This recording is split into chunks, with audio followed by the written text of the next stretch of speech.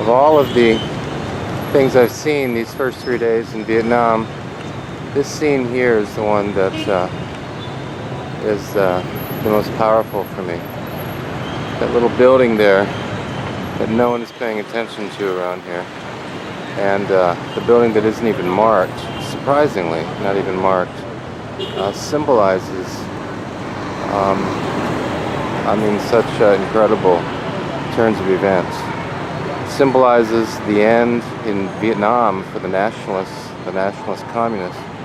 Symbolizes the end of a war that went on for more than 30 years against the Japanese, against the French, and then against the Americans, and then against the non-communist government of South Vietnam. And then, of course, it also symbolizes the humbling of the United States, and I often contrast that photo of the Americans scrambling to get to that roof to get on one of the last helicopters out of Saigon before it falls in April 1975. Contrast this photo with the photo taken 30 years before in 1945 at Iwo Jima. In that case, Americans worked their way up to a place to raise an American flag. That photo symbolizes American power, unrivaled power. This photo here, this image here, symbolizes the humbling of the United States at the end of a long war against a very poor country, but against people who were devoted to fighting for their cause and for absorbing any price to win.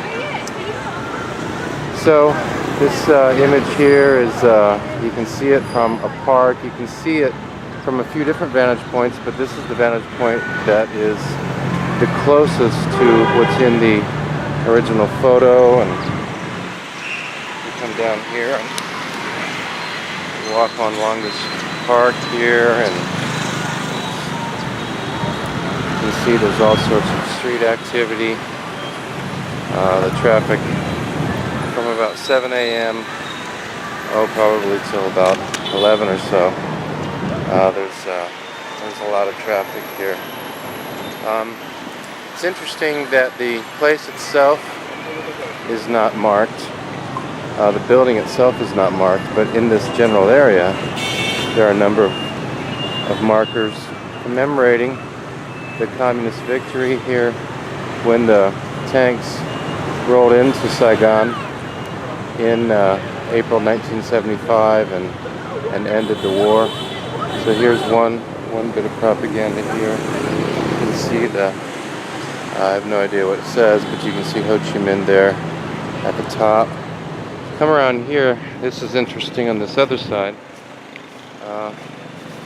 because it says there 34, so the 40th of April. But then you can see that somebody came here and I think took some risk to write this, Black April. But interestingly, this has been here for at least 2 days and it hasn't been cleaned off. So I think had this person been caught writing that, the person would be in trouble. But having said that, the fact that it's written here apparently hasn't provoked any sense of crisis. So I've seen a lot of amazing things in just these first few days here in Vietnam, but that image there, I think, is kind of worth the price of admission. Just one other thing I'm noticing now is you can see there in the background, you can see the word caravel, and let me see if we can get a better look here.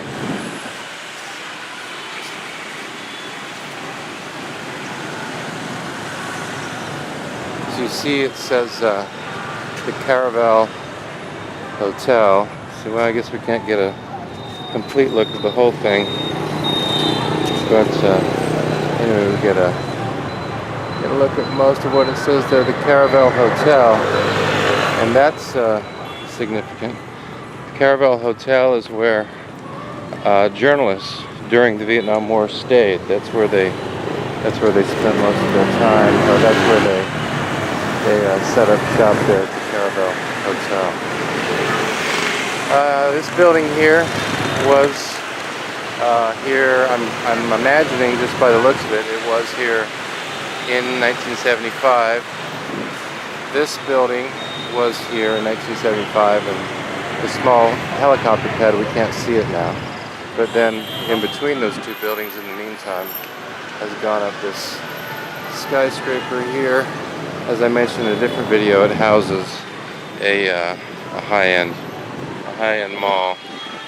So, and you can look around and see that in this park people are relaxing and they're reading and just enjoying the relatively cool weather. Humidity is pretty high, but it's relatively cool. And one last look at just that amazing sight. Yeah, that to me, seeing that is worth the price of admission of coming to Vietnam.